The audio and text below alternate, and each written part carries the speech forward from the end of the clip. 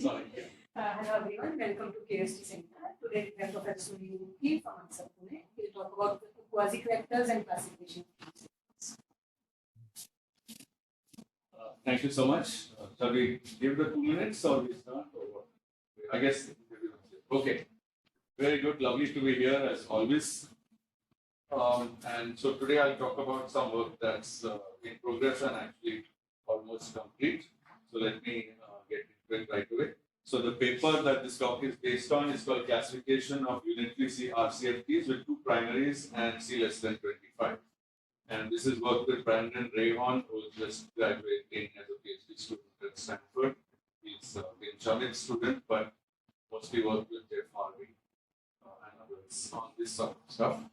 And so this started when I was there in March, and he asked me some questions to relate things he was working on with things I was working on, and that led to this work. The background is these 2 papers, which I'm really proud of, which I wrote with Ramesh Chandra, an IISER master student in 2018, who's now doing his PhD in Amsterdam with Jan. Okay, and previous work, of course, dates back from before some of you were born, I guess. But okay, let's get going. So obligatory slides. If I had a larger audience, I might have needed this, but probably not for this audience. So let's show you the whole slide. That's the Virasoro algebra. Those are C and H. The point that's important for me is that the rational CFT has rational values of the central charge and the conformal dimensions. And it always has a Virasoro algebra, but if C is greater than 1, there's necessarily also an extended chiral algebra, which might have spins generators of spin 1 or 2 or 3 or anything, which organizes the characters in such a way that things can be rational. So there's a theorem which relates these 2 facts. So I've said this. Now, among the possible spins that a chiral algebra can have, the value 1 is the smallest. Okay, I could have talked of half integral spins, but today I won't do that. So we'll be working with only bosons, if you like. 1 is important because it's the lowest value and it's also the most ubiquitous. So it just keeps showing up all over the place. And if there is a spin 1 generator or a set of them, then they necessarily obey this algebra called the Kac-Moody algebra. And of course, if there's only 1, then it's the abelian Kac-Moody algebra or U1. There could be many copies also, or it could be non-abelian like the one shown here, and it could also be non-simple. So it's not necessary that there's a simple algebra. It could be non-simple, and it's actually going to be most generic for the cases we talk. Now there's this famous. The reason Kac-Moody is so nice is that from it you can make the Virasoro algebra. So you don't have to assume a Virasoro algebra separately. And if you know the level K of the Kac-Moody, then you know the central charge of the Virasoro in terms of the dimension of the finite Kac-Moody algebra and this dual Coxeter number small. Oh, and the partition function of any CFT really is written like this, with Q being e to the 2 pi I tau, and it's modular invariant. This is completely general. But in a rational CFT, it takes the form of a sum over finite number of mod squares, and these chi-i's are n holomorphic functions that we call characters. These always have to be mod squares. You have more interesting modular invariant. You can actually, and under certain conditions, you can reorganize it so that it's again sum of mod square of other things. I think these were analyzed by Dijkgraaf and Willende. Sorry, I should have said by the Dutch science minister and Willende in 1990. Culture and science. Yeah. So, and I forget the conditions, but we are open to the idea that you can have off-diagonal invariants, as they're called, but at least the ones we encounter are always again diagonal if you take linear combinations of the characters. Now, there are 2 different uses of the word character. So one is character of a given algebra. So that's just the module generated by the algebra, starting from a primary. But there you have to know what algebra you're talking about. So there's something called Kac-Moody character that was already worked out by Kac and Moody, or Kac and it's called the Kac-Weil formula. So maybe only Kac. And So Kac-Moody characters are a particular kind of character associated with the Kac-Moody algebra. But here we are going to be much more general. So these chi could be Kac-Moody characters, but they could also be, as Shiraz said, if you have these more complicated invariants, you can actually end up adding Kac-Moody characters and then squaring those. And then it's actually what you're doing is extending the chiral algebra by some new invariants. And we'll see examples of that. Okay.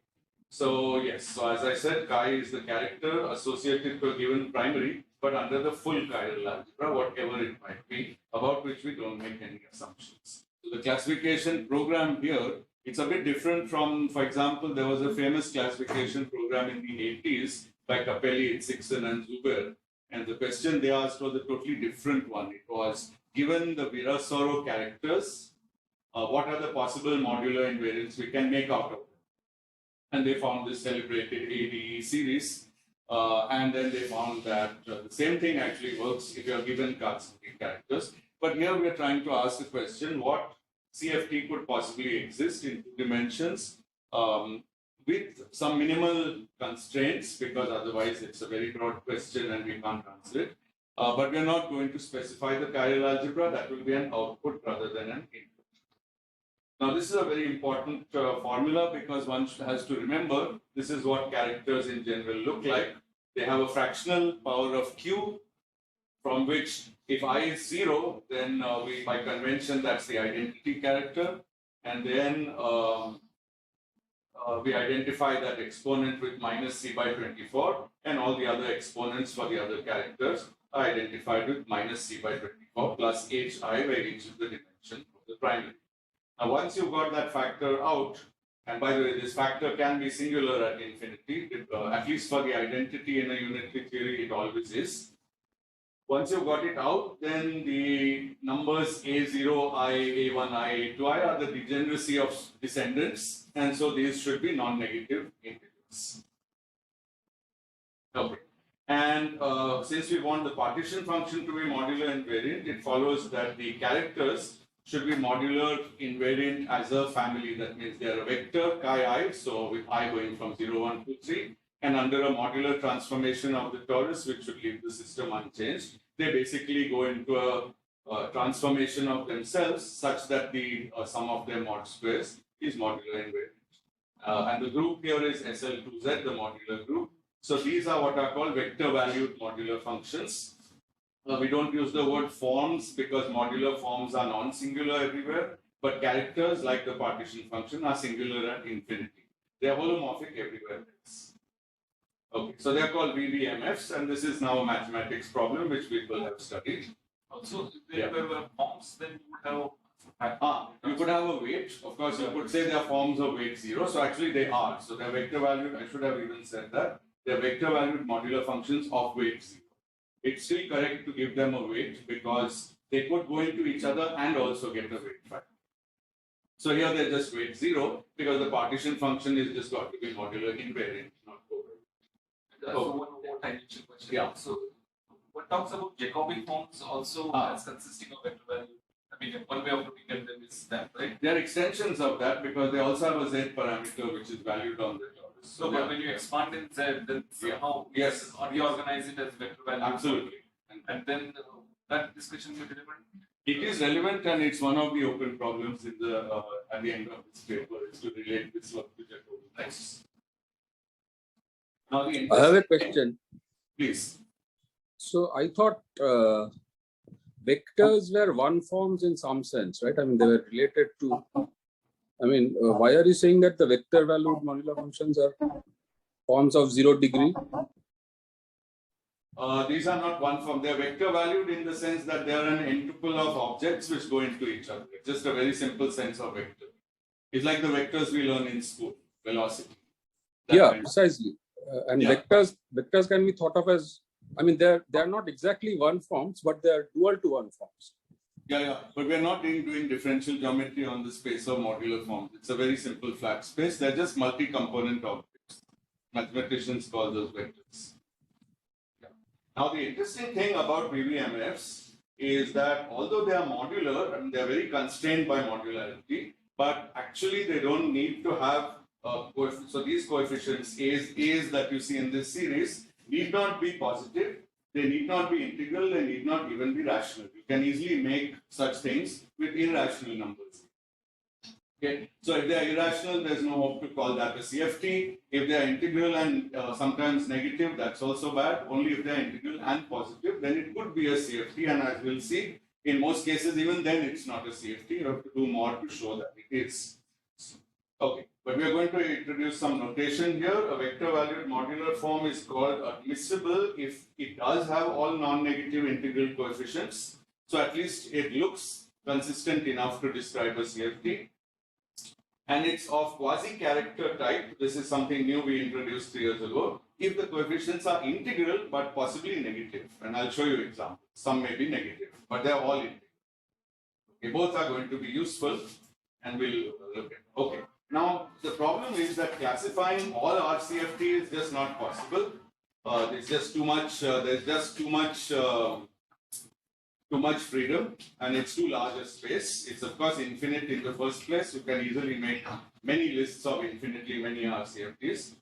Okay, so here are some results about complete classifications with some added conditions. So under added conditions, and of course the most famous one is that if C is less than 1, then they were all classified by BPZ in 1984, the year I joined TIFR, by the way, and we were all super excited about this reprint. At the time. Now, another case that's classified is the case where central charge is 8, 16, or 24, but n is 1, which means there's only one character. And if there's only one character, then there's also only one primary. This is not obvious in general. With one character, that character is the identity character, and there can't be more than one identity. So therefore, when there's one character, it's also the same as one primary. And these are very special. They're called meromorphic CFT because the identity sits there. There are no other primaries with fractional dimensions, and all descendants of the identity obviously have integral dimensions because descendants are under the chiral algebra. So meromorphic CFT are those where all dimensions are just integral. So it lacks one of the fun things of CFT, which is to give you critical behavior, like diverging as 1 over z minus w. The 1/4 or whatever these nice rational numbers, it just has integrals. But it's still very interesting. Now, the third classification that's known till date involves the Wronskian index, which is something we introduced in 1988, but the name actually we introduced in 2018. It has stuck. Until then, we were calling it L, and we were having a lot of trouble getting anyone to understand it. Now that we gave it the name, people have somehow appreciated it better. So it's a property of rational CFT, which I will define. And just to tell you in advance, just summarize some results. If n, the number of characters, is 2, and L is 0 or 2, then these are completely classified.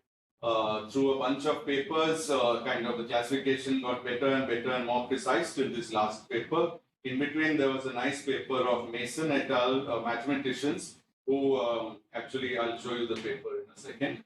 So this is done. There's also, so there are not any more complete ones, but there's a very good set of data on n equals 3 theories. And in fact, much of it can be, so we started that in 1989. But then mathematicians did some work on it, and then in recent years, Chetan Gaudigere, who is I think attending, and his student Arpit Das, and maybe more students from IISER, have done a lot of work on the 3-character case, and currently we are also working on 3-character classification. But completeness is a little bit of a stretch at the moment. It's a rather harder, it's a harder problem. So in that problem, just finding some new interesting theories is good. But with 2 characters, as I'll argue, the time is right to do something a little more complete, and that's what we've tried to do. Okay, so this is the paper of Mason et al. It was very gratifying, as you can imagine, because of the first sentence of the introduction. And it's actually very interesting that, in 1988, when we wrote it, this paper received dead silence, both from the physics and the maths communities. I don't think the maths communities were working in this field at the time that much. But for example, it hasn't made it into the yellow book or anything like that. Yeah. But anyway, this, as I said, was gratifying. But they also did, we were not rigorous, and I have trouble being rigorous. My present collaborator is much better at that. But what they did was to put our discoveries on a rigorous basis, including proving uniqueness. The proofs turn out fairly simple, but they did it, and it's really nice. So as they say in the abstract, puts the finishing touches on the work of this who considered this problem 40 years ago. So, yeah. Something is wrong with that count, isn't it? Can't be 40 years ago. I didn't even have a PhD for it. Now. What? I think they counted. What year? So this was 2018. I think 30 years ago. I think they simply they're mathematicians. Can you trust that paper?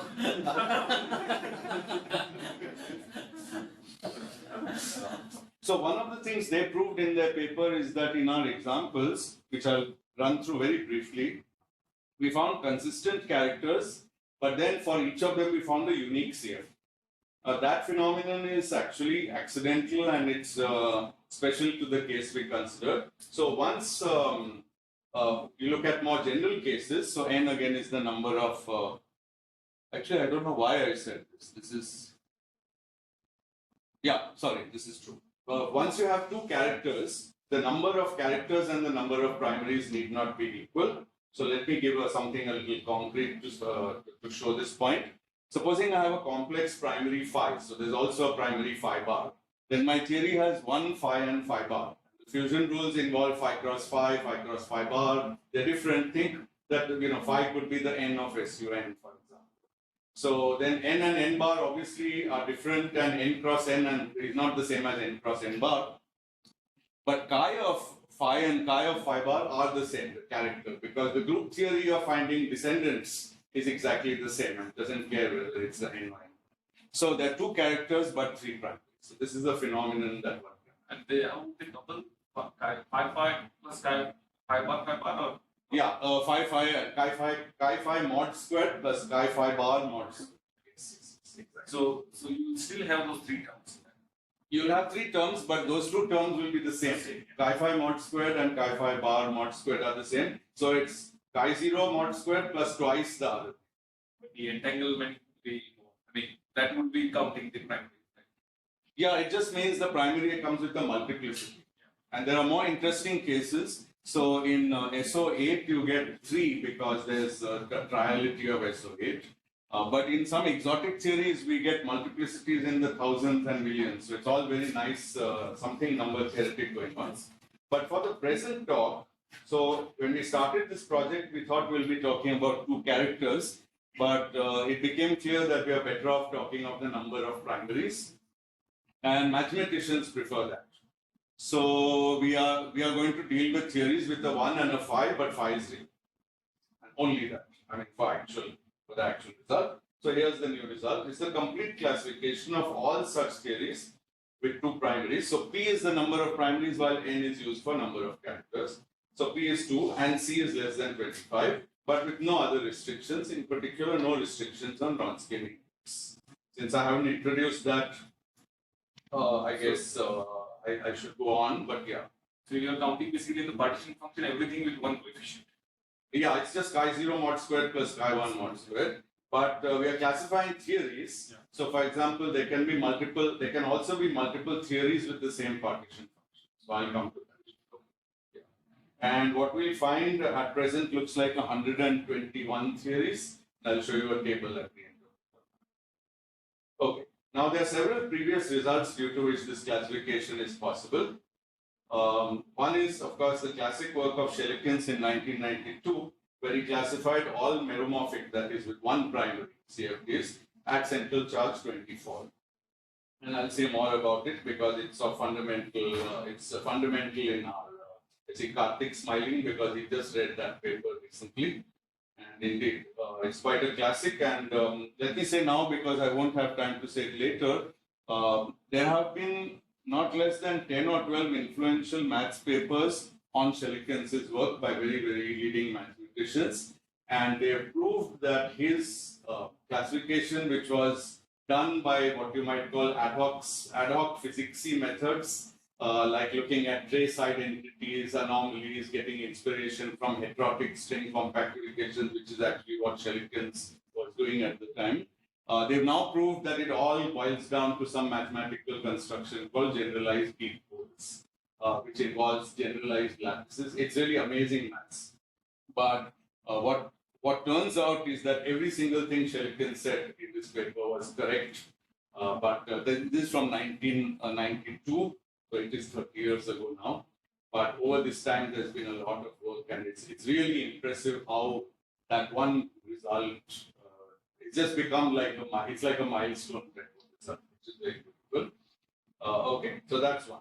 The second is classification of modular data, which is the possible critical exponents, and I'll show you in detail what those are. I'm going to review each of these very briefly. Early work was done by these two groups, and I was not in the second paper. Very nice paper actually. And then Mason again came in 2008 and made it rigorous, and we actually use Mason's results, but in my opinion, they are basically contained in more implicit form in these early papers. Then this thing called the novel coset construction, which is a construction that given two CFTs gives you a third one by dividing one by the other. But we don't need or use the one originally due to Goddard, Kent and Olive from 1985, but a version that was implicit in the literature, actually in many places, but which we worked out for the first time in detail in 2016, and we'll be using exactly that version. And finally, quasi-characters, I told you, which I'm extremely proud of, which is the basis, give a basis for all admissible characters with n equals 2. So these are the four previous results, and I'll try to, just in 10-15 minutes, summarize each of these in turn. Okay. So meromorphic theories. Now, definition of meromorphic theory is that Z is mod chi squared. For this to be modular invariant, chi should be modular invariant up to a phase. Some people would argue that only if there's no phase, then it's a meromorphic theory, because then chi is really modular invariant. Others would allow the phase, so that's just a matter of words. Now, for such theories, the only possibility is that chi is a suitable function of the J invariant, Klein J invariant, which has this very famous expansion in Q. I remind you that Q is equal to 2 pi I tau. And from the fact that it's Q to the -1, you immediately get that C is 24. If this is a partition function of a theory. But you can have fractional powers of J, and you can actually only have 1/3 or 2/3 fractional powers, so C can be 8 or 16. So requiring non-negative integer coefficients or admissible characters limits what powers of J are allowed, but then you can take those fractional powers and multiply a polynomial. So J is completely modular invariant. J is completely modular invariant without a phase, and J to the 1/3, for example, is modular invariant with e to the 2 pi I by 3. Okay, so here are some examples. Why can't we take even the kind of fractional powers? Yeah, if you take fractional powers, two things will happen. See, the geometry tells you why you can't. The reason is that J has if you take a function which is holomorphic and take its fractional powers, it can develop branch cuts and branching at various points. And it only won't do that if you have multiple zeros. Like if I take a function with multiple zeros and take its root, then at the multiple zero, it will come back to being a single zero. Now J, although it actually has a simple zero, it has a multiple zero effectively at the corners of the torus moduli space. The job here, or should I not use the board? No, okay, I can. I don't know if remote audience can see it. So I guess you all know this thing. So this is half, and so the torus moduli space is everything above this and it has these 2 points which are actually identified, and so they are like orbifold points. And actually, because the identification folds it here, this is also an orbifold point. And so you can basically only take half or 1/3 powers. But if you take half power of j, you get negative coefficients. So you can only take 1/3. Yeah. So with 1/3 you get c equals 8. With 2/3 you get c equals 16. And here for the first time you see. I have that, a question. Yes, please. So, do these algebras have CFT realizations in some sense? What algebras? These algebras, I mean these conformal algebras, do these have rational? I mean, do these have CFT realizations? Do they have? That's the point of this talk. So the point is to see if something which looks like a vector valued modular form does have or doesn't have a CFT realization. So as we'll see, sometimes yes, sometimes no. Okay. So j to the 1/3 is unique. It can be matched with the Kac-Moody character E8 at level 1. I should have put the level here. J to the 2/3 obviously can be E8 cross E8, but also it can be D16 or spin 32 over Z2. This is the basis for the heterotic string famously. And it's an example where you have the same character but 2 different Kac-Moody algebras. And this turns out to be quite general. Now at 24, it's just j, which already, as I told you, goes like q to the -1. But nothing stops you adding a constant. And if you add a constant, then looking at j, what you're doing is changing the term 744 to something else. Okay. Now, that constant can be anything above -744 and it will remain admissible. So this n can be any integer from -744 to plus infinity. That's an infinite set of characters. But as I'll just tell you in a minute, Shelikins argued that there are only 71 theories. So this is a very classic example where the number of theories is clearly finite and clearly not as large as just having admissible characters would lead you to think. Okay, at c equals 32, it's predictable j to the 1/3 j plus n, and there are many examples. And all these examples actually correspond to that number of free bosons, 8, 16, 24, 32, compactified on a torus, defined by an even self-dual or unimodular lattice. But of course, there are more general, these examples that I've shown you correspond to lattices, but there are also non-lattice examples, which come typically by performing some operations on the lattice, but there are also some which seem much more abstract. I'll just briefly show you. Okay. So I've already said this, there are free integer parameters in the character consistent with modular invariance, but not all values of the parameter lead to genuine CFT. So there's a distinction between classifying modular invariant partition functions and classifying CFTs.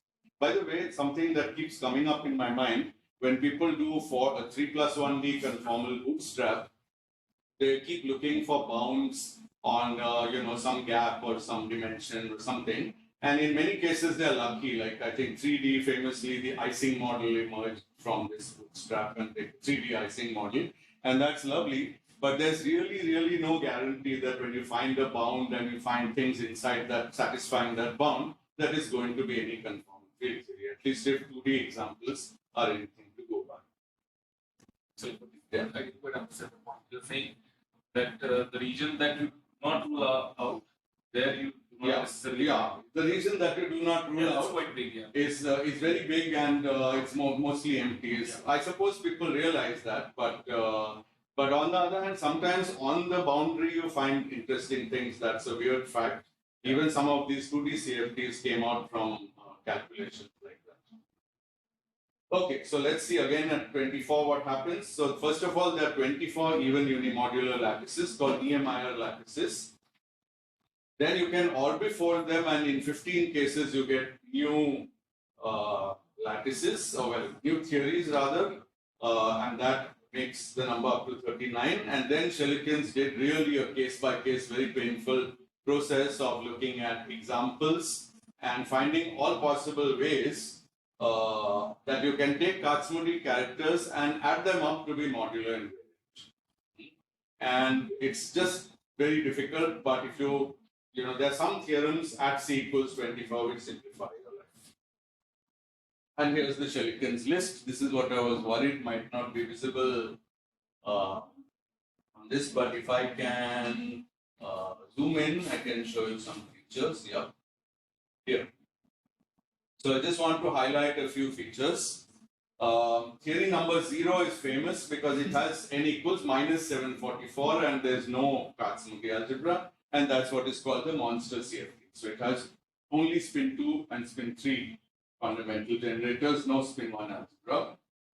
Theory 1 has U1 to the 24 and it's the only one with a billion factors. There are no other theories that can have a billion factors. So that n is the constant. N is the constant in J plus n. Exactly. And so, but on the other hand, these three theories all have n equals 36, and you can just check. For example, C4 is SP8 or whatever, and it has dimension 36. But D4 is SO8 of dimension 8, and then this is SU3 of dimension 8. Sorry, what am I saying? SO8 of dimension 28, and SU3 of dimension 8 adds up to 37. So you can just add the dimensions here, and you will get the numbers. These are the dimensions of the Kac-Moody algebra. Why this number n is the dimension is because it's the first excited state over the identity, and Kac-Moody algebra always excites that number.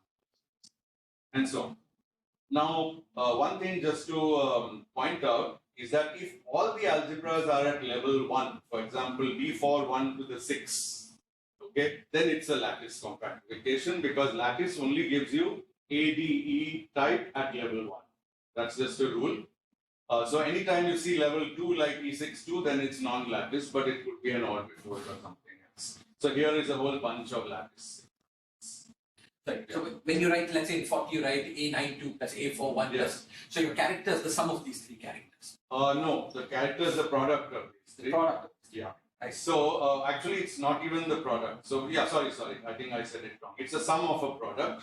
So let's do the following exercise. A9 has its 10 characters, A4 has 5 characters, B3 has some number of characters.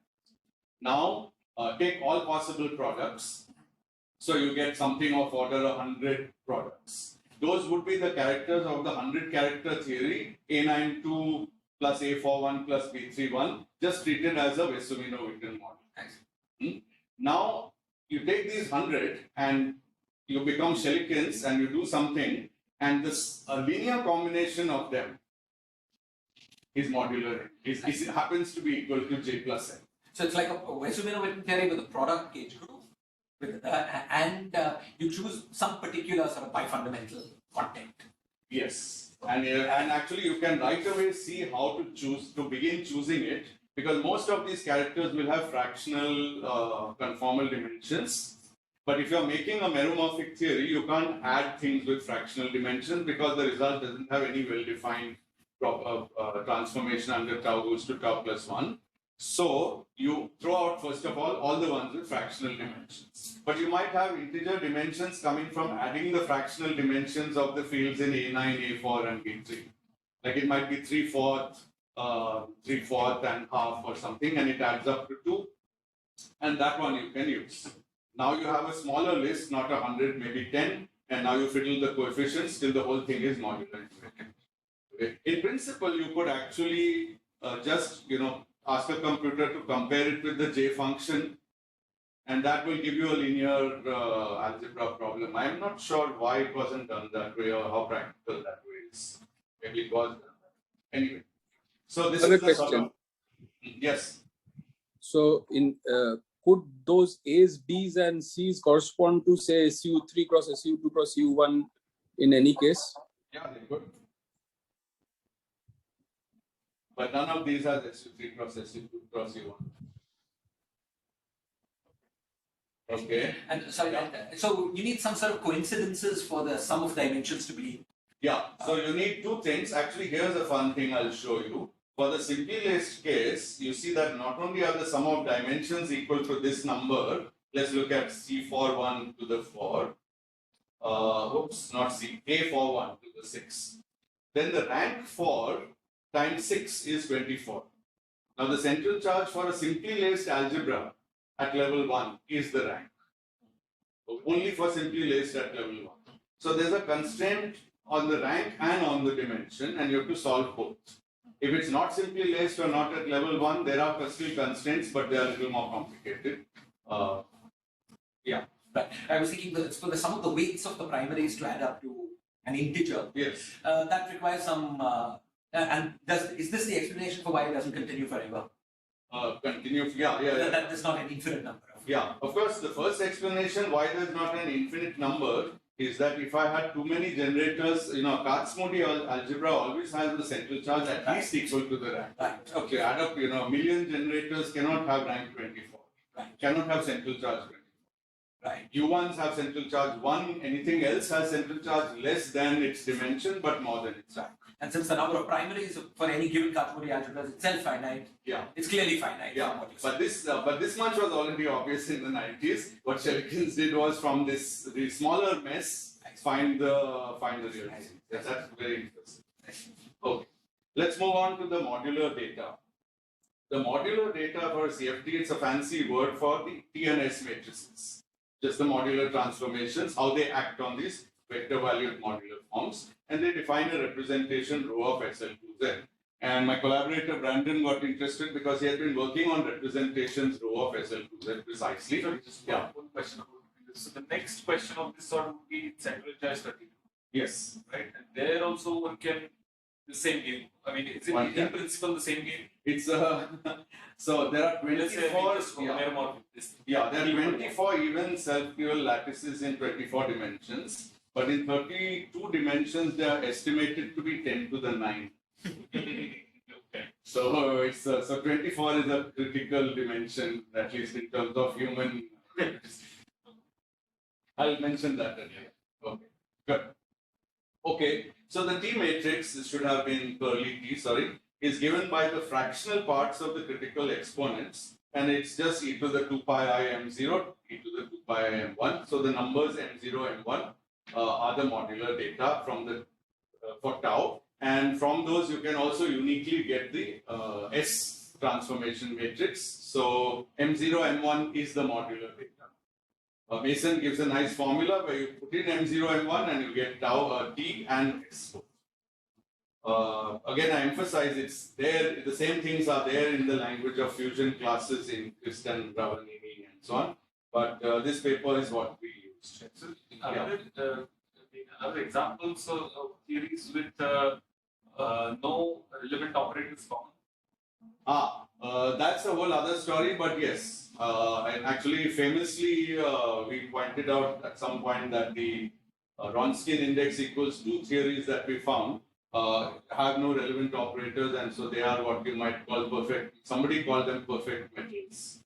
But they have currents, Kac-Moody currents, so that's marginal, but they're not relevant. Okay, let me give you an example. I have a question. Yes.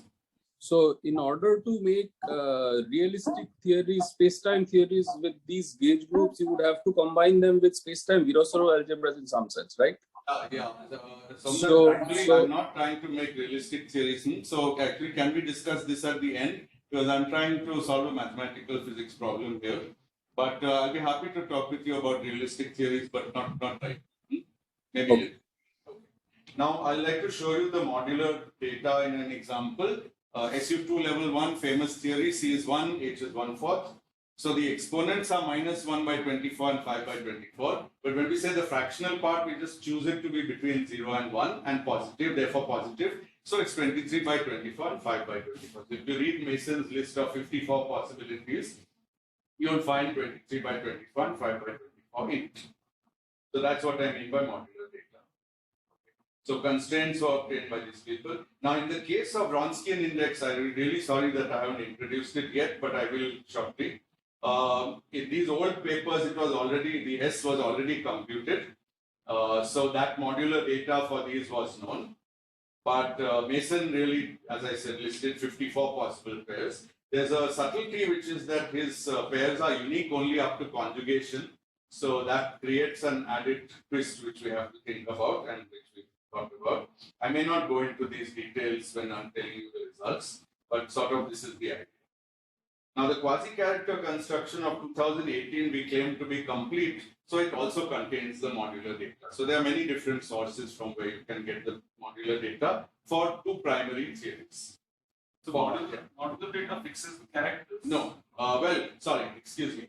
Modular data absolutely does not fix the characters because you need the Wronskian index in addition to fix the characters. Without the Wronskian index, modular data will become the characters, but the quasi-character construction includes modular data, and with that it also fixes the characters. Because the modular data obeys this different set of different set of constraints, right? This modular tensor category. Exactly. And if one takes that approach to classify modular data, would one get towards this? So the thing is, that has been done actually. The problem is that, you know, what mathematicians often call classification is classifying modular data. But then you don't know the characters and the CFT. And Shelikin sort of, I think, in a way set the standard for what it means. I should be able to give you that this is a CFT with this sum of Kac-Moody algebras or maybe no Kac-Moody algebra. And at least then I know its stress tensor, I know its currents, and probably everything else follows from that. Just knowing modular data doesn't tell you. And if the positive integrality does not work, the modular data that would give rise to, would that have any sickness? Good question. Yes. Well, no. Mason's modular data includes the cases which have negativity, but I think always integrality. I think in a way it's equivalent to quasi-characters. Of course, we did the quasi-characters 10 years later, quite unaware of Mason's work, but I think they are equivalent. I haven't really been able to work that out. Thank you. Oh, now review the coset construction.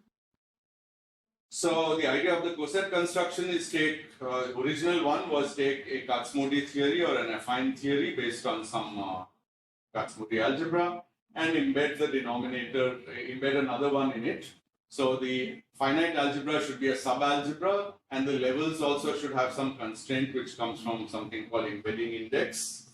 And then once you do that, the stress tensor of this coset theory, C curly C is for coset theory, has the form T1 minus T2, and interestingly, T1 minus T2 precisely satisfies the Virasoro algebra if T1 and T2 both do, and T2 comes from a subset of currents of T1.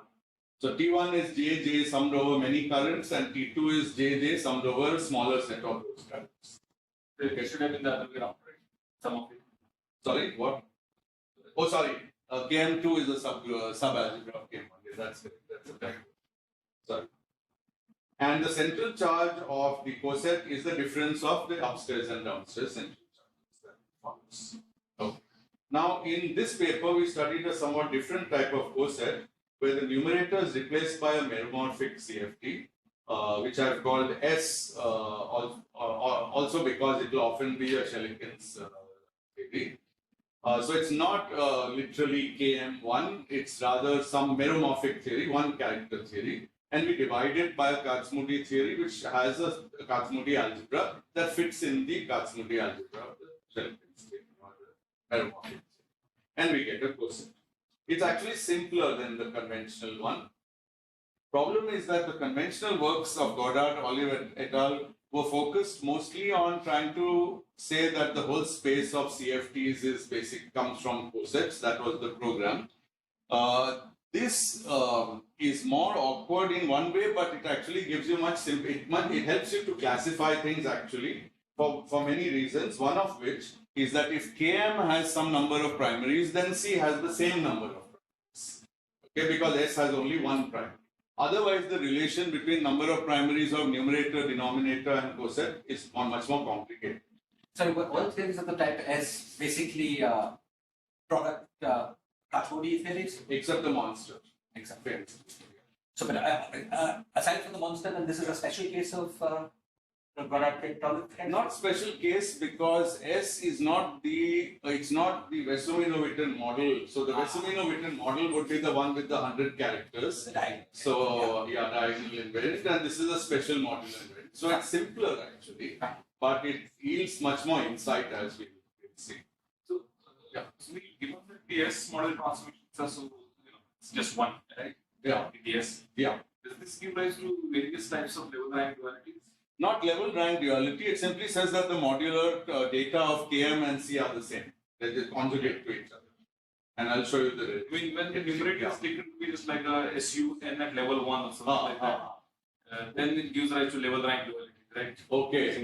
In this case, in that case it probably does, but in this case it does something simpler. It just tells you what I just said, that S and T are the same for the denominator and for C. It is the same. But I think Abhijit's asking if that Km, the denominator, was a product of two Kms. Then because any one character can be written as a sum of product characters, then the modular the properties of each of these two characters are then linked. I see. So, Okay.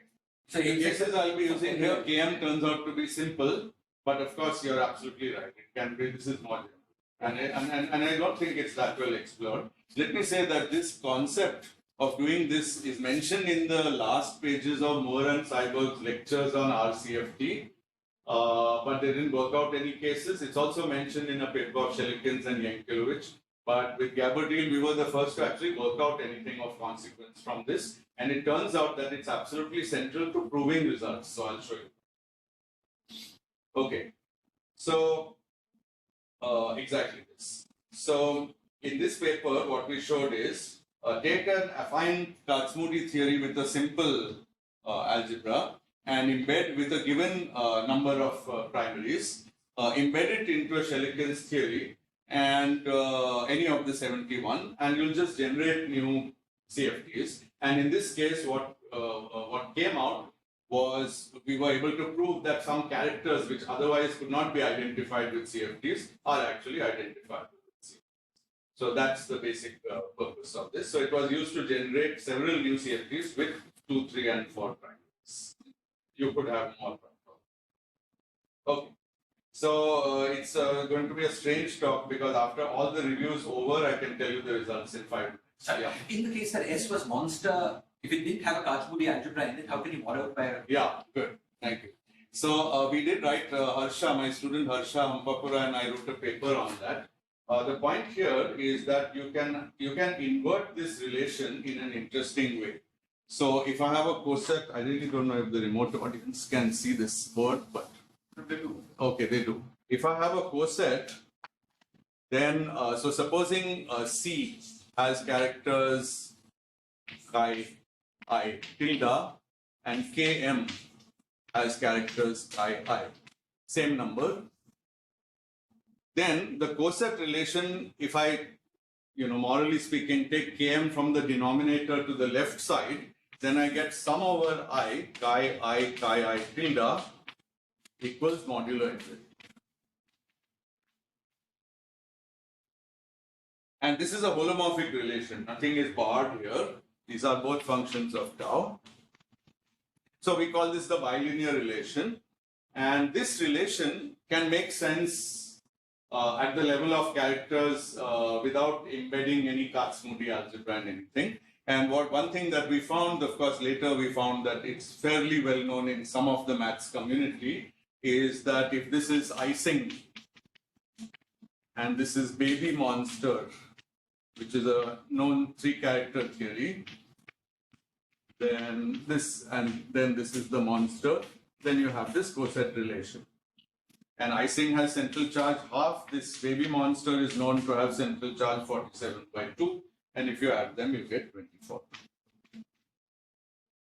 So this, at some level of understanding, this can be done with without algebras. And in fact, that leads to a whole somewhat open question of what are cosets by the Ising model.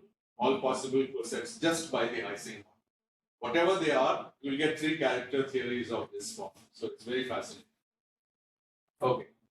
So yeah, one more tangential question. Yes. Maybe you will say this discussion or something, but I mean, the question of if there are 3-dimensional systems with the H modes, are these characters also sound very interesting? Oh, sure. Absolutely. That also absolutely. And there are conjectures about that, by Moore and Seiberg in there. Basically, they conjectured that every RCFT is basically a Chern-Simons theory. But then they also admitted that with the monster, they didn't quite know how to fit that in. So I think those were just all left hanging. I think the community moved away from those questions, and that was that. Because it might be useful from topological this and that. Oh, absolutely, absolutely. That's correct. You'll probably get a few crores of rupees if you market it as a project on topological quantum computing.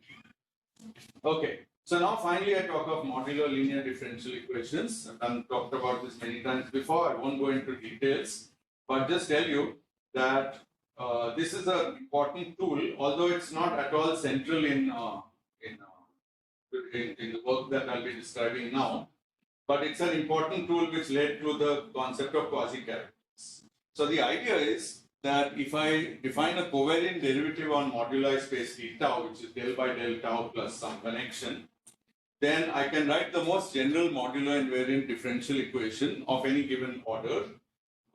And this is the most general one of order 2, or degree 2. And it has these coefficient functions phi 2 and phi 4, and they are modular of weight 2 and 4 respectively. Now, and they are holomorphic, but not exactly. In fact, it turns out they are meromorphic. They generically have poles in moduli space, but the solutions chi of this equation don't have any poles. And it's very easy to show that, and if people want to see this argument, I can show you later. But this led to an enormous amount of confusion in the literature. So I think almost all the maths papers on MLDE pretend that the only ones are those with no poles for these coefficient functions. And there are also a few physics papers which even derived conclusions from that. And so until 2016, actually, when I restarted working on this thing with Harsha in IISER, nobody was really sure whether any theory. There were also some incorrect papers claiming that there were no solutions to the modular MLDEs which had poles. So it was just a very, very confusing subject. What we understand now is they do exist. There are plenty of them. There are plenty of admissible characters, infinitely many, and many of them are actual CFT. And so that whole space of CFTs just does exist. There's nothing like forgetting about it. Okay. I have a question. Yes. So is there any way of seeing from the MLD that chi should be a function of j? Phi should be phi is a function of tau. Chi. No, chi is not a function of j. At least it's not a Chi single is j to the some power, right? No. That's not this guy. That was for meromorphic theories. This is for theories with 2 primaries or 2 characters. Oh. Yeah. Okay. Now from the structure of torus, so these phi 2 and phi 4 can have poles. So what kind of poles can they have? So again, the same reason I drew this torus moduli space, because it has singular points. It turns out that these phi's don't have to have an integer number of poles. They can also have 1/3 order and 2/3 order and half order poles. And the reason is that such a pole, if it's fixed at that singular point of the moduli space, behaves as if it's a regular pole. So it's consistent with being holomorphic, and there's no branch cut introduced by it. It's a point which has a deficit angle, if you like. So you can have what's the apparently fractional pole there. By the way, if it's fractional, it has to be there. It can't be in the interior. If it's in the interior, then so L exactly the point. So the number of poles we call L by 6, where L is called the Wronskian index. And only for 2 characters, it happens that L is even, or generally N is anything from 0 onwards, with the exception of 1, because the smallest pole you can have at the 1/3 point is 1/3, which is 2/6. So L has to be at least 2/6. But after that, you can get all values. And it's this integer that's called the Wronskian index. And as I said, the majority of literature on this subject, starting with our paper in 88, but also many maths papers, was focused on L equals 0. Now, there's something interesting about these numbers. For 0, 2, and 4, as you see, the number of poles is fractional. And that means that there's no freedom about where they are. When it's 6, then the number is integer, and then it can be anywhere.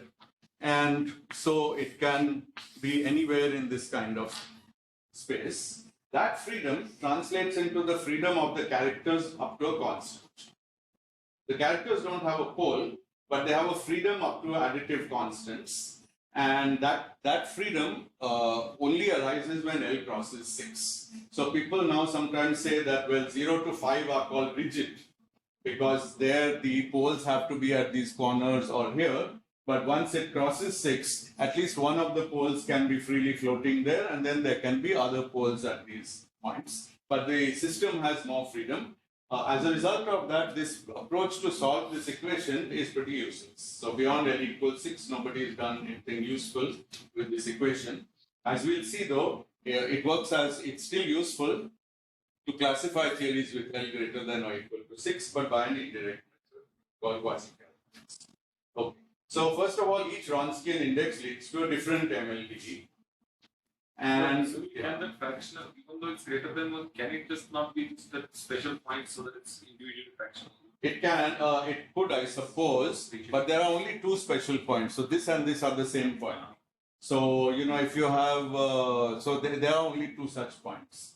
So I think if you have, you might have one example, I don't know, might have one weird example, 7 or something, I'm not sure. Yeah. So the point is that for any given L, there's a finite basis of functions. So when you look at this equation, if somebody said phi 2 and phi 4 are non-singular, you would say very good. Phi 2 is 0 and phi 4 is E4, the Eisenstein series, because there's nothing else that it can be once they're holomorphic. But the moment you allow them to be holomorphic, they can have E4s in the denominator, like phi 2 could be E6 upon E4. So the number of zeros in the denominator will tell you the number of poles of these things. So there's a finite basis for every L. This is why we fix the number we use to fix the Wronskian index to classify things. And therefore, the differential for any fixed L, the differential equation has finitely many parameters. The problem is that the number of parameters becomes too large after L crosses 6 compared with the number of critical exponents, and then there's just, yeah, it's a technical thing, but it makes the equation more complicated. So for L less than 6, the solutions are completely dictated by critical exponents. This is called the rigid case. Good. And of course, given the equation is modular invariant, the solutions by construction form VVMFs. They have to be, because if I have an invariant equation, then its solutions can at most, and it's a homogeneous linear equation, then the solutions can at most mix with each other under the transformation which preserves the equation, which is the monotonic. Okay. Now, the whole point is the parameters in phi 2 and phi 4, and it's only for special values of these that the characters have positive integral coefficients. So what the modular bootstrap program, again, this didn't have a name in 1988, but I took a chance and gave it this name 3 years ago, and now it keeps popping up in papers. Somehow when you phrase it in the language of what people are working in, they look at it more. And it is that. It's a bootstrap because you have an equation, it has arbitrary parameters, you scan the space of those parameters till you find solutions that are admissible. So what MMS did in 1988, we took L to be 0. Then the equation was this, which is today called the MMS equation.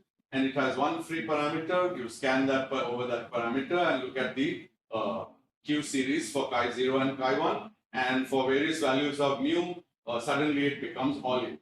All the infinitely many coefficients as high as you can calculate become integers.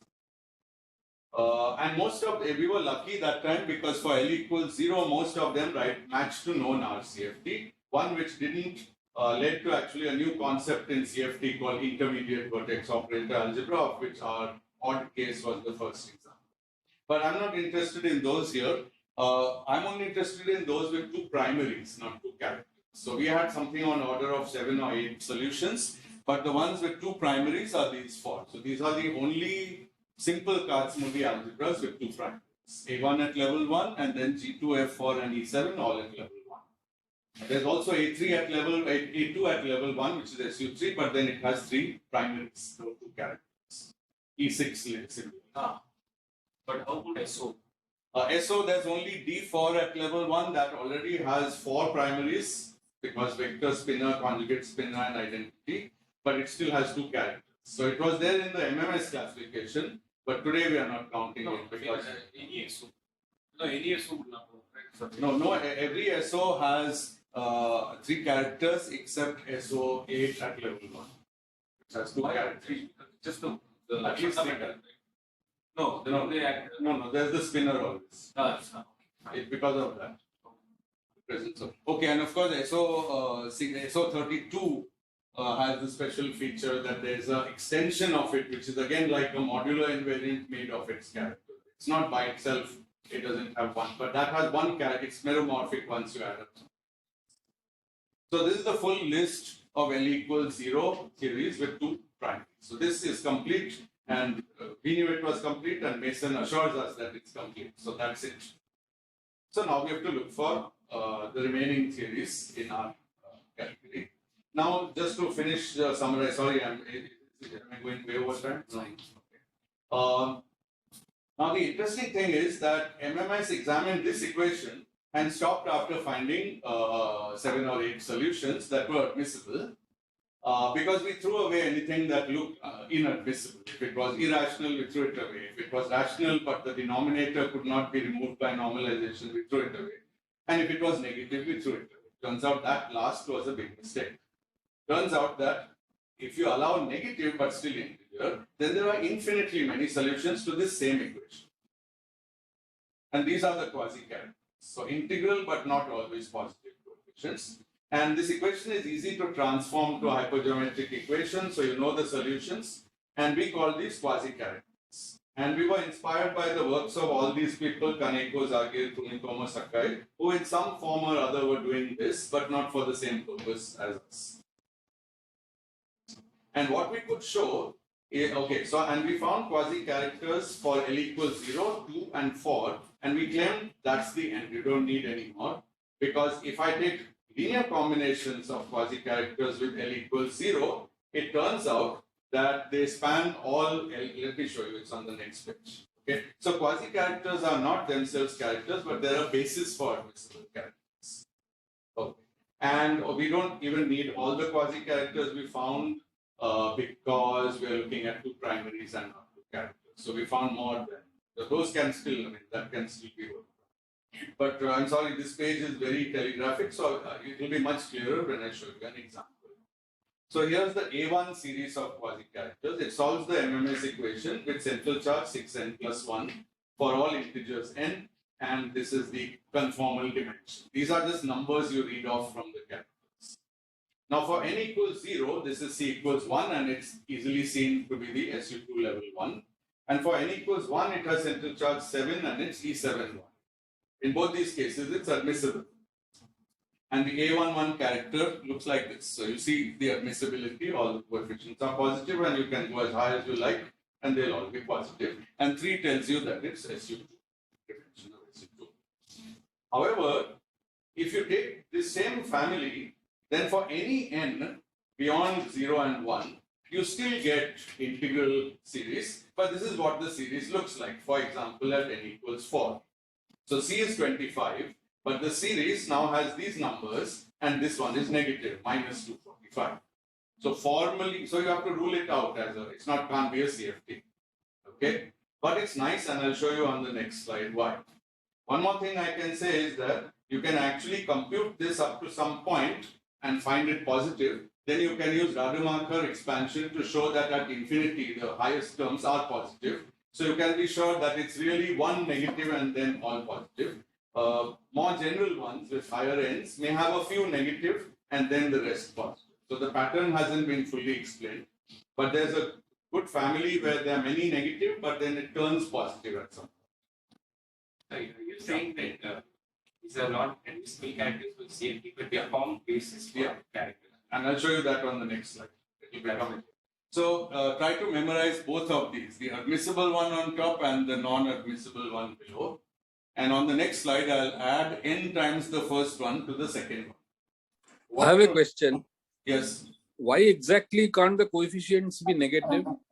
Because they're supposed to be degeneracies of states to be a CFT. Degeneracy of states is a positive number. Okay. Like the number of people in this room is positive. Because Yeah, negative correct. I got it. Okay. Now, what you should see here in these two equations is that the first term of the first I think I made a typo on the next page. The first term of the first guy multiplies q to the minus 21 by 24, and the second term of the second guy also multiplies q to the minus 1 by 20. Okay, because minus 25 by 24 plus 1. Okay, so if I add them, the first term of the upper one will add to the second term of the lower one. And yeah, I did it correct. And you see that if I put an arbitrary integer n over here when adding, then I get this series. But now in this series, my minus 245 has got a plus n. And if n is greater than 245, then I've killed my negativity and now it's admissible. This is how quasi-characters work. You add them, but one of them has to be a character. One of them has to be admissible, then the others can be quasi with negative signs. And also their central charges, I rigged this example up, you see that C is 25 and 1, and that differs by 24. You can only add them when their central charges differ by 24. Okay. Now the interesting thing is that each of these guys up here solve two different MMS equations for different central charge. But the sum doesn't solve that MMS equation at all. It doesn't have L equals 0. It has a Wronskian index of 6. And the rule we found is that if you add any number of quasi-characters, L just keeps jumping by 6. So if I added the guy with n equals 8, which would have a central charge 49, then L would be 12. If I added the guy with next one, L would be 18, like that. So all multiples of 6 are obtained by adding these guys. And it's easy to show just from looking at the critical exponents. This is, by the way, chi0. I shouldn't have called it chi-I. This is the identity character only that I've shown. Yeah. So we generate we generate admissible characters for all Wronskian index equals 6m by adding m terms.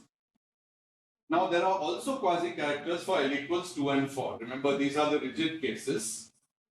If I add those to themselves, within themselves, I generate Wronskian index 6m plus 2 and 6m plus 4.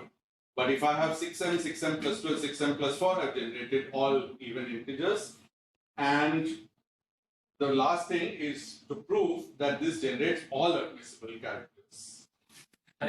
Just to make sure I'm understanding, the reason you can't, that the sum of two L equals 0 solutions is not also a solution, is that it was solution with different values of that free panel. Exactly right. Exactly right. And the beauty is that if you actually look at these sums, you have an identity and non-identity character. The central charge of the summed theory comes from the most singular behavior of the identity character, but the conformal dimension comes from the most non-singular behavior of the other one. And when you compare, you see the exponent determines the dimension knowing the central charge. Since the central charge has jumped by 24, it turns out that it contributes a jump of 6 in there. It's a very simple calculation. But for that, you need to see the other character also. Okay, and again, sorry, I can't see from this point of view why the sum of the two solutions should solve your equation for any value of. It doesn't solve the MMS equation at all. It doesn't have L equals 0. But it does, you said for L equals 6. Because it has the same modularity properties as each of the terms. Because each of the terms has the same modularity, so the sum is a VVMF. Once it's a VVMF, it must solve a modular differential equation, and the only question is what is the Wronskian index? Exactly. Thank you. I forgot to say that. This talk is also somewhat practice for a talk I have to give on Thursday in Montreal, so I try to iron out the typos. So Yeah. You said for L's, this is not quite rigid, right? For L greater than 6. Yeah, exactly. The MLD is not rigid, but we never use the MLD. We bypass the MLD and get the solutions directly by adding quasi-characters. Why do you expect this to be giving you the whole thing? Because there is a lot of freedom with the fourth division. Yeah, but that freedom is this integer n. Oh, that's that. Yeah. Now, if I add another term, there'll be another integer, and I'll just keep, there'll be more integers, and those integers are exactly the freedom of the fourth divisions. That's the beauty of it. And what we showed was that, in fact, it was in ISM in Trivandrum, if you remember that one. Some of you had some traumatic travel experiences there, I think, from town. But Ashok asked this question that, can we show that we had not shown the completeness? It was a conjecture in our preprint. But Ashok said, look, if I have an admissible character, can I keep subtracting quasi-characters and reduce its L? And we showed that you can. And therefore, reversing the argument, every admissible character is a sum of quasi-characters. This is beautiful. So this actually solved the classification problem for two characters, not even just two primaries, but two characters of admissible characters. But it didn't go anywhere towards proving that these are CFTs.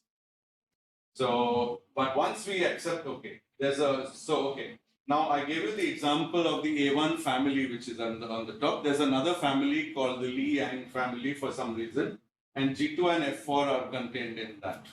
They have 1/5 multiple central charges.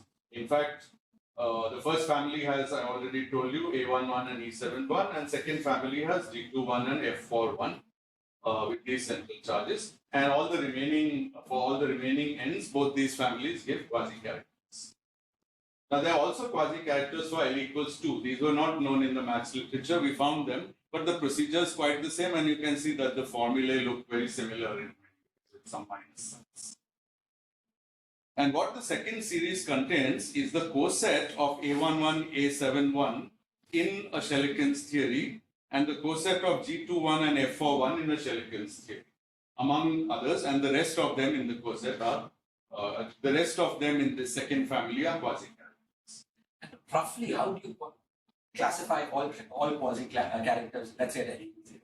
By knowing, thank you, very good question. By knowing the possible fusion classes, which goes back to modular data. I see. So there are only so many S matrices you can have. Once you have quasi-character for all the possible S matrices, you're done. Because now you can add them, preserving the S matrix, and so you generate admissible characters with the same S. Very pretty. That's because the classification for low rank modular data is Exactly. I think up to 4 or something. I think it's, that's exactly right. So actually, Chris and Ravanini already did something to 4 characters, and Samir and Ashok found another way to think about the problem. Less explicit though in the answers, but I think this data is contained in their paper too. And then, and then Mason did the full thing for 2. He's also done something for 3 primaries. Okay. Anyway, now the point with the cosets is that there are multiple cosets with the same characters for a very simple reason. If you see a Shelikin's theory, there can be many with a factor of, say, A11 in it. So if I divide by A11, each of the many Shelikins will give me as many cosets. Okay. So the total number of these theories turns out to be 12. Namely, A11 leads to 6 cosets, and E71, G21, and F41 lead to 2 each. So there are 12. Okay. So on this page, you see 4 theories with L equals 0 and 12 theories with L equals 2, which we already knew. And now we have to turn finally to the main point of this talk, which is the classification. Having noted that the L equals 0 and 2 were done. Okay, what's left? Okay. Now, the Riemann-Roch theorem gives an important relation, I could have quoted it right in the beginning, between the central charge, the single conformal dimension, and the Wronskian index. Okay, if this generalizes to any number of primaries, but this is for 2 primaries. Now, from this, you immediately get a bound that L is less than C by 2 plus 1 for a unitary theory. Again, in our work earlier, we never insisted on unitarity, but the goal today is to classify unitary, and I should have put it somewhere, CFTs. Okay. So L is bounded by this. So if we require C to be less than 25, then L is bounded by something like 13.5, but it's even, so it's less than or equal to 12. So that's the only range of L we need to worry about. Now, an interesting thing is we don't actually use this fact much, but it's just something that reassures us that the problem is doable. So 0 and 2 have been done, 4 also actually. So 6, 10 and 12, it turns out you can show that there are no consistent characters with C less than 25. But consistent means admissible. So only 0, 2, 4 and 8 are the possibilities. Sorry, I thought we can add these things up and increase L. Yeah, so we are trying to keep C below 25. So you can make L equals 12, but turns out that if you try to add exactly 3 quasi-characters with L equals 0, that will give you L equals 12, but that's not enough to cancel all the negativities. And if you and if you add more, then L will go above 12 and C will go above 25. Okay. So these I've already told you. For L equals 4, it turns out that the quasi-characters are nothing but E81 tensored with the quasi-characters of L equals 0. When I tensor with E81, the value of L jumps by 4, it turns out. That's because E81 has L equals 2, and there are 2 characters, so each one jumps by 2. So with this, you can look for all possible admissible characters. And finally, for L equals 8, we can add one pair of L equals 2 quasi-characters, and these do exist with central charge less than 25. This was the surprise, and most of the BU theories we find have L equals 8. But as I said, this is kind of more on the lines of reassurance, and it's not actually that central to the work. But the nice thing is that the central charges you can attain in this way are only these 4 values. So it amounts to finding a bunch of theories with these values of central charges for L equals 8. Okay. Good. So now we turn to the classification problem. So there's one subtlety to be gone into still, which is that if I know the modular S matrix, I can calculate the fusion rules using this celebrated Volinde formula. But sometimes, if you have arrived at S by looking at admissible characters and you didn't know there's a CFT, you might actually find that Nijk can be negative, then it's not a consistent theory. Now, if you exchange the role of characters, you say, well, the identity, what I thought was the identity is the non-identity another way around. It changes the sign of the Nijk, which was negative. But if you do that, you'll always end up with a non-unitary theory if the original one was unitary, because one of C and H will turn negative. So we are rejecting non-unitary, we are also rejecting things with inconsistent fusion rules. Okay. So our classification goal is to just reject blindly things with too many primaries, even with 2 characters, to reject things which are non-unitary, reject things whose fusion rules are negative. Okay, and just with this, you can rule out a large fraction of the modular data of Mason, just with these criteria. And the end result, this is how Brandon likes to express it because he's worked a lot with these row matrices. These are L2Z representations, and he calls them row A star, and row G star, where A stands for the AN series, SUN, G stands for G2, but A star stands for E7 and G star stands for F4. Somehow there's a certain sense in which E7 and A1 are conjugates and F4 and G2 are. Well, it's a very simple thing. If you embed A1 in E8, its commutant is E7, and if you embed G2 in E8, its commutant is F4. So these are the 4 things up to some multiplication by these phases. These are the possible SU2 representations. And these are exactly the modular data up to a phase of the MMS series A11, G21, GF41 and E71 in the way I just told you. So row A is A11, row A star is E71 and so on. Okay. So this means that if I have an admissible character chi tilde and I don't know if it's a CFT, I can take a dot product of it with these 4 MMS theories, and I'm bound to land on a modular invariant because the S matrices are the same. These are the modular data. So given chi tilde, I pick a chi with the same modular data and take this dot product. Y is a possible integer that can arise in the process. We get a modular invariant. So but you want point you want, right? In the bilinear relation, it may not be 1. Maybe it's 1. Let's come back to Y later. The important thing is that this tells me that chi tilde describes a CFT if and only if the modular invariant that I've written describes a CFT.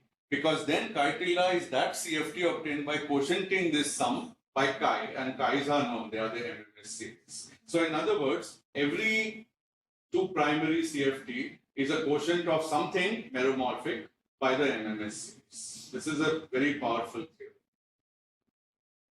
So every 2' CFT with C less than 25 is a coset of a meromorphic theory. Now, what central charges could it have? You could ask, why not 32?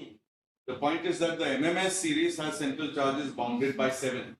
That's E7. So if I quotient 32 by 7, I'll get 25, which is outside my bound. That's why my bound is C less than 25.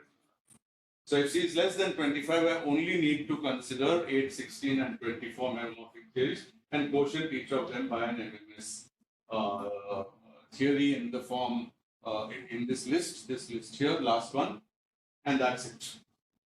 Now, this is a long project to actually do, and this is what we've been doing for the last 2 months, because you have to take these and embed them in the Kac-Moody algebra of the shell, so of any of these, 8, 16, and 24. But 24 is the sticky one because there are 71 theories. Okay. So you take E8, E8 plus E8, D16, and Shelikin's theories and embed these four simple Kac-Moody algebras in all of them in all possible ways, and that's the classification. And it's a complex exercise. It involves embedding indices, and it involves a number of subtleties, one of which is not yet resolved. That's why the paper isn't yet out. But let me show you the answer. Now, unfortunately, not very readable, but let's see some features. So first of all, this is L, the Wronskian index. For me, at least, it helps to understand what's going on. So the first four are the MMS series. Okay. These are listed here in order of central charge. Now here you see some which are E81 tensor with the MMS series. That's going to be there. Not not difficult to classify. But here at 66 by 5. We also find that an embedding of G21 and D16-1 leads to a distinct theory from the, so 8 and 7 are distinct theories, both with the same central charge, the same conformal dimension, the same Wronskian index, but the gauge groups are F41, E81 or B12-1, that is SO25. So they're quite different. This is a new one, number 8. Okay. Then there's E8 tensor E7. Then again, there's an exotic tensor embedding of A11 and B16. And now, once you see this S, it means it's a Shelikin's theory, and the quotient is by whatever. I'll just highlight two things and then I'll stop. One is here the Shelikin, line 11, the Shelikin's theory is D10 and E7 squared. So if I want to embed E7, I can just cancel one of the E7s in E7 squared. Okay. That always leads to L equals 2. That's called deleting one of the simple factors. Okay. It turns out that always leads to L equals 2, and that's the easy class of theories. And these are the ones that actually Gabriel and Harsha and I classify. Okay. But there are also the more difficult ones, which is like 14, where you take E7 and embed it in an E8 factor and look for the commutant. Okay. Now E7 in E8 has a commutant A1, but when you do that non-trivial embedding, L always turns out to be 8. And so from this list, you can see that a large fraction of the theories listed here have Wronskian index 8, which is a case that we would have considered intractable, but it became tractable when we realized that it's part of, I mean, you could have found this case anyway, but we realized that it gives a complete classification of all two primary theories with central charge less than 25. So these are all, now you see, all have the same C, all have the same H, all have the same L. So that's all the modular data. This much anyone could have told you, but the fact that there are any theories, let alone 10 theories, it had to be done by this method. And the 10 theories in this case, or whatever the number is, 11 theories, have these all completely distinct transformations. And I'm basically done, but just to summarize, we could have also hit upon these by looking at these algebras and looking for not a modular invariant, but two modular invariants made out of them. That was one way to also stumble on this, but that was less something that you wouldn't have stumbled on. Obviously, it was the coset construction which made this possible. So now the last point, and that's literally the last point, is this. Supposing I have this example 11 with two E7s, who tells me that these two E7s are the same? If I delete one or the other, do I get the same theory? If I embed in one or the other, do I get the same theory? Answer is it is outer automorphisms. And this is something which establishes that in many but not all of these cases, it doesn't matter which one you embed in. But there are 3 or 4 that we are not sure. That's where we are still stuck. Interestingly, it turns out that Venki down the corridor is the expert on embedding of Lie algebras and other Lie algebras. We found an answer to a question on stack exchange or something, and it was by. So yeah, okay, good. So that brings me to my conclusions. Why are there no L equal to 6 ones? It's not easy to see. It's a good question. No, there really aren't any. No, L equals 6 is not there. It turns out that if you add quasi-characters to get L equals 6, they just all have central charges above 24. And in fact, I wrote another paper with Ramesh 3 years ago, Ramesh Chandra, called Curiosities Above C equals 24, which exactly found those. But those are cosets of the 32-dimensional lattices, and they can't arise as cosets of this. One can show that. It's technical, it's not something very obvious. Okay, so yeah. So there are 121 CFTs in all, modulo this assumption about inequivalent factors. And C, 2 primaries and C less than 25, and 90 of them are new. I don't want to overstate how new they are. They could have been found reading the paper that I wrote with Gabardine in 2016 by carrying out embeddings, but it's a very hard job to do that, and I think that's certainly something alone I would have never been able to do. So that's one point. I don't know why this is not advancing anymore. Yeah. This I told you, this is the multiple factors. Okay. So conclusions.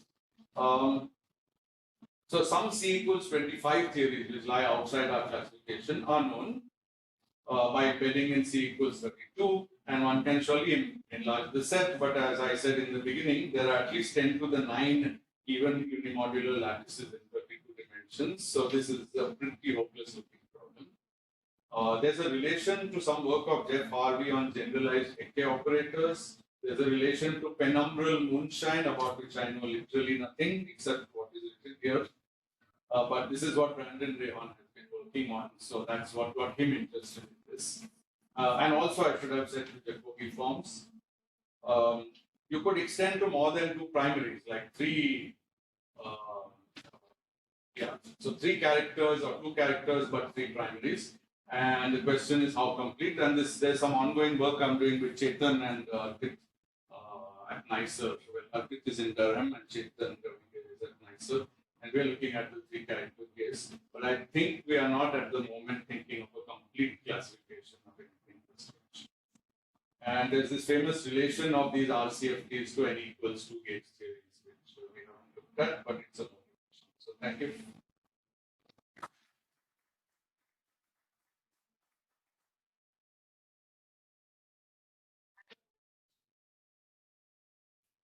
How about the online audience? Do you have questions? Yes, I have a question. Like, if you wanted to kind of embed these rational CFTs along with the space-time CFTs, you would have to consider that the total central charge of the 2 combined theories is something like 26 in order to cancel the Virasura, in order to cancel the ghost. If you want to do bosonic string. Sorry? Yes, if you want to do bosonic string, in superstring it's... No, even for superstrings, the total combined degrees of freedom coming from the bosonic and the fermionic degrees of the variables is again 26, right? Okay, 50. So if you consider some kind of conformal, super conformal field theories, or I mean, in any case, the total, since you have many of the rational CFTs with integer c's. In principle, you could devise some sort of space-time theory with integer number of dimensions, which would be realistic. And then you could see whether some of those correspond to the realistic gauge groups that we have, at least not exactly a C3 cross C2 cross C1 plus, but something similar to that. Well, in most cases, you get back to the moduli problem, which is that there are too many massless fields. But yeah, certainly Gepner started this idea that we should use rational CFTs as the internal space. And that idea is not dead as far as I know. But yeah, it could be an application of this work. Certainly, I don't rule it out. Yeah, thanks. What would the number of primaries in that case? Well, if you are doing superstring, then you have to be much more careful because there's GSO projection and there are a bunch of other things. Shiraz? Yeah, it wouldn't have any clear. I mean, you're looking at primaries under some extended algebra, whereas the string theory works for particles is primary under Vira. So each of these could have an infinite number of Vira sort of. That's certainly.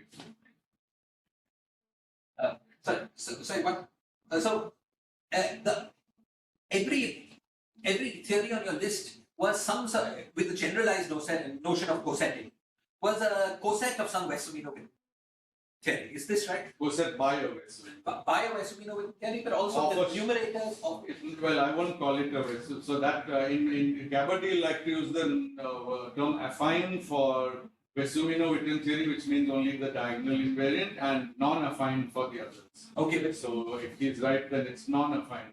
Current algebra. Fine. Current algebra. Current algebra. Yes. So this supports some sort of generalized conjecture, which is that all rational field theories come about by pointing out by taking cosets of affine theories. Yes, I think it does, but the problem is that there are these monster-like theories which are somehow outliers. But what's interesting is, of course, the cosets that you take could, in principle, also have no. After taking the coset, you could get no Kac-Moody algebra. And the classic example is the Ising model duality I showed you. So there is actually a coset. I think, in fact, Chetan and Arpit have found it. Where I think, are you there, Chetan? I think it's B14. If you embed in something, you get the Ising model as its dual. So you can actually embed an algebra in a bigger algebra such that it has no commutant, and then the resulting theory then has. Yeah, it is. If you embed B7 at level 1 in E8. B7 at level 1 in E8 to get out the Ising model. So there are these bizarre examples where you kill the Kac-Moody algebra by embedding, but now you can turn the language around and say I'm embedding the Ising model into E8 to get B7. It's not so legitimate because it's not a coset technically, but it's something you can plausibly argue. But with some generalized notion of yes. coset, it seems to more or less support that. It does support in that sense. It supports the whole idea.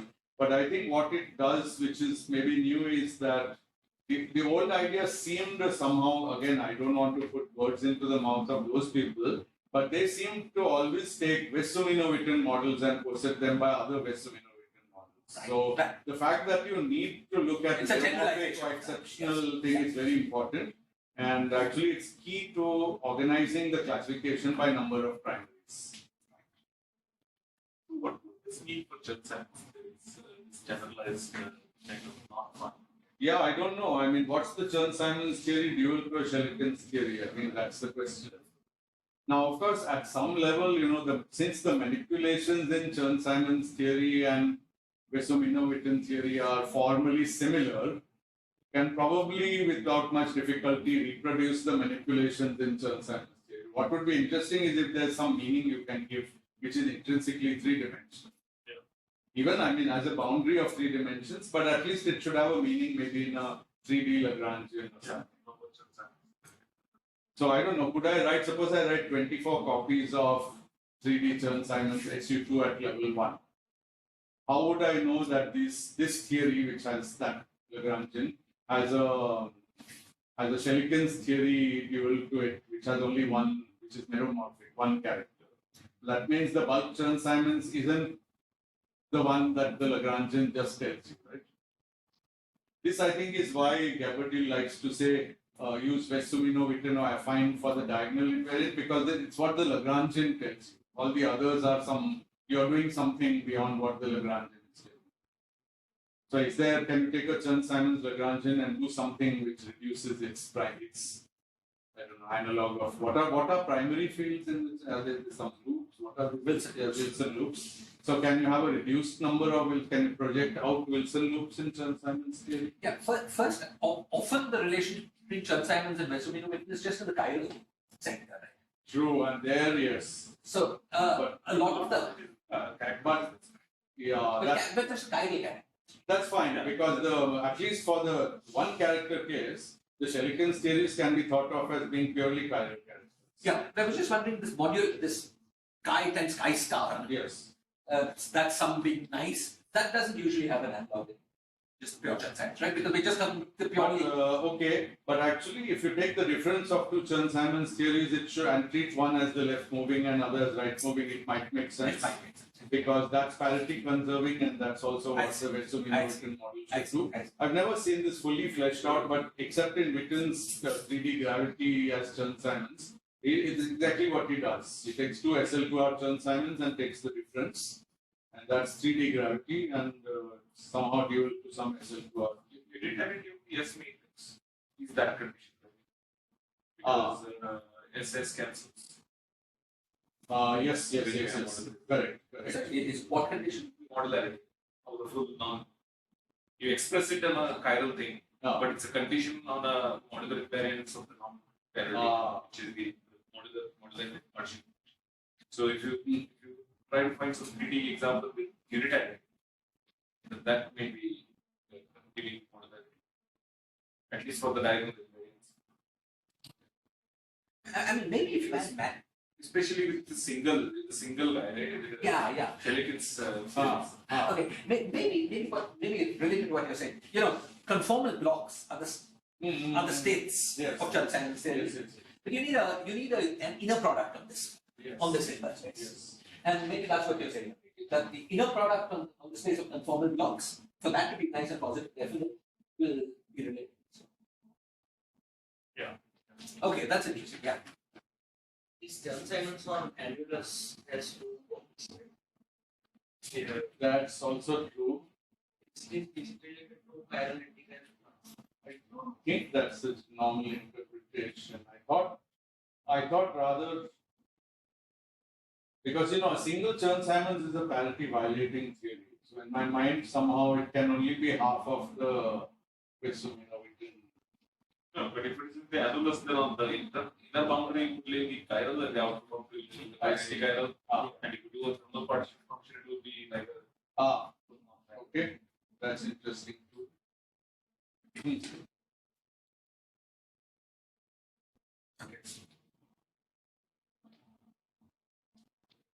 If there are no questions, let's end this.